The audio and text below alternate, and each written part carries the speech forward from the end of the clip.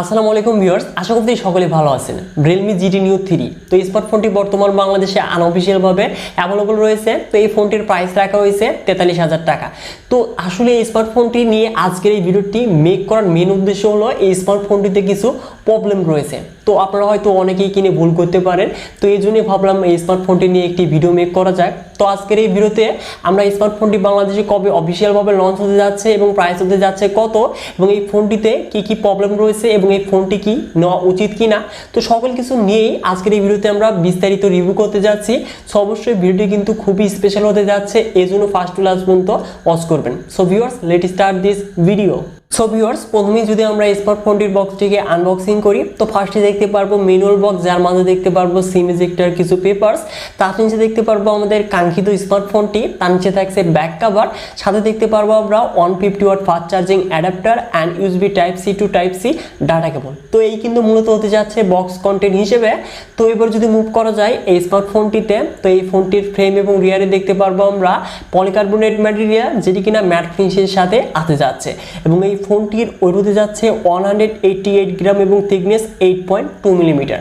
এবং এই ফোনটির ডান সাইডে থাকছে পাওয়ার বাটন, টপে থাকছে secondary noise cancellation and studio speaker, নিচে দেখতে পারবো speaker, USB type C port এবং primary microphone and dual SIM source, যেখানে আমরা দুটি ন্যানো সিম ইউজ করতে পারবো। তো এখানে কোনো প্রকার কিন্তু মেমোরি কার্ড ইউজ করতে পারবো না। এবং এই ফোনটির বাম সাইডে থাকছে ভলিউম আপ এবং ডাউন বাটন। তো এই কিন্তু এই ফোনটির পোর্টস এবং বাটন হতে যাচ্ছে। তো এক কথায় এই ফোনটি কিন্তু আমরা লুক এবং ডিজাইন এক কথায় বেস্ট বলতে হচ্ছে। তো এবার যদি মুভ করা যায় স্মার্টফোনটির ডিসপ্লেতে, তো এখানে ফুল ভিউ ডিসপ্লে প্যানেল দেখতে পারবো, এবং এই ফোনটি 6.7 ইঞ্চেস অ্যামোলেড ডিসপ্লে প্যানেল দেখতে পারবো, যার রেজলিউশন ফুল এইচডি প্লাস, সাথে থাকছে 120 হার্জ রিফ্রেশ রেট HDR10+, এবং এই ফোনটির ডিসপ্লেকে প্রোটেকশনের জন্য থাকছে কর্নিং গোরিলা গ্লাস 5। তো অবশ্যই ডিসপ্লে কোয়ালিটি নিয়ে এক কথায় বেস্ট হতে যাচ্ছে, কেননা এখানে বিশেষ করে মাল্টিমিডিয়া যখন আমরা ইউজিং করব সেই ক্ষেত্রে কালার, কন্ট্রাস্ট, রেজোলিউশন তো সকল কিছুই কিন্তু বেস্ট হতে যাচ্ছে। তো অবশ্যই ডিসপ্লে কোয়ালিটি আমার কাছে কিন্তু অনেকটাই বেটার মনে হয়েছে এই ফোনটির।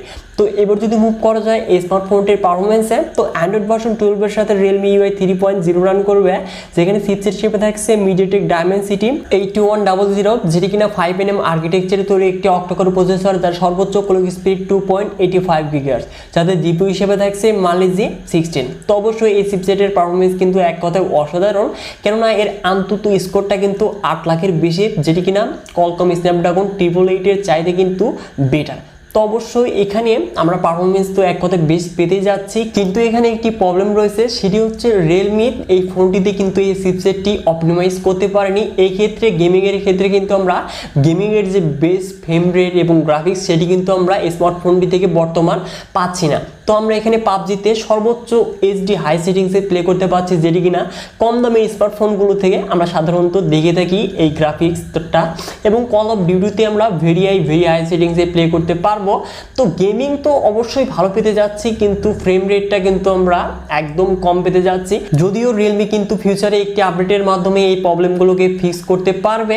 তো Realme GT Neo এগুলো কিন্তু একটি গেমিং সিরিজ, তো এই গেমিং সিরিজের মাঝে আসলে এইরকম পারফরমেন্স করবে এটি কিন্তু কখনোই আশাস্বরূপ নয়। এবং এই প্রবলেমটি কিন্তু চাইনিজ বাজারে যে ফোনটি লঞ্চ হয়েছিল সেখানেও প্রবলেম, এবং ইন্ডিয়ান ভেরিয়েন্টেও কিন্তু এই প্রবলেমটি রয়েছে, এবং বাংলাদেশে যে লঞ্চ হবে তো এই প্রবলেমটি থাকবে কিনা সেটি কিন্তু দেখার বিষয়। তো আপনারা যারা গেমিংয়ের জন্য এই স্মার্টফোনটি নেবেন, বিশেষ করে পাবজিতে, তো এখন বর্তমান এই ফোনটি না নেওয়াই উচিত। তো এবার যদি মুভ করি স্মার্টফোনটির র্যামে, তো র্যাম হতে যাচ্ছে LPDDR5 এবং স্টোরেজ টাইপ UFS 3.1 থাকছে।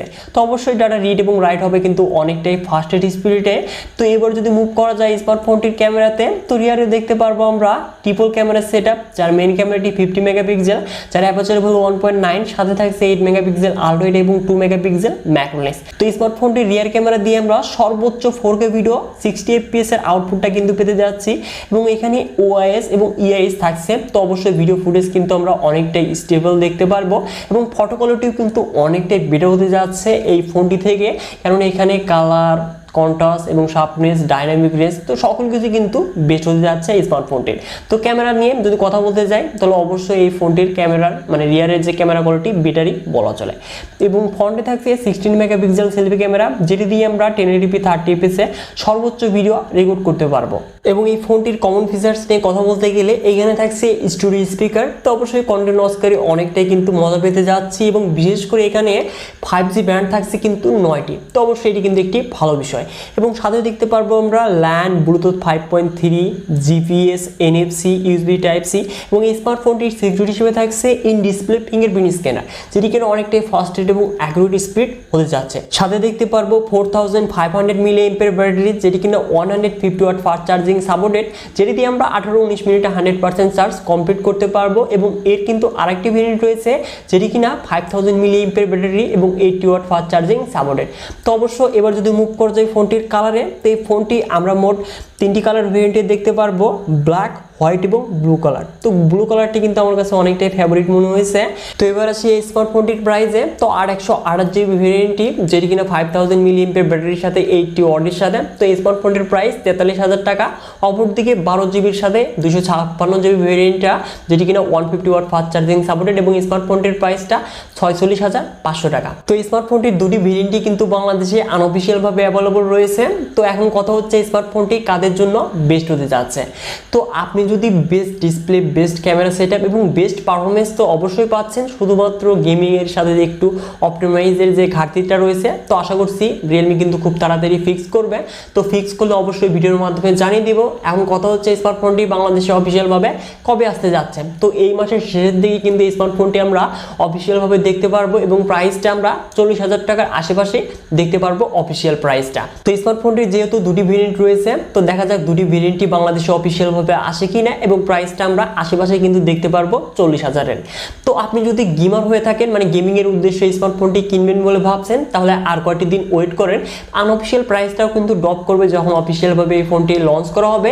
এবং এই প্রবলেমটি যদি থেকেই যায়, সেই ক্ষেত্রে এই স্মার্টফোনটিকে আপনারা স্কিপ করতে পারেন। সো ভিউয়ার্স, আজকের এই ভিডিওটি এ পর্যন্তই। আশা করছি ভিডিওটি ভালো লেগেছে।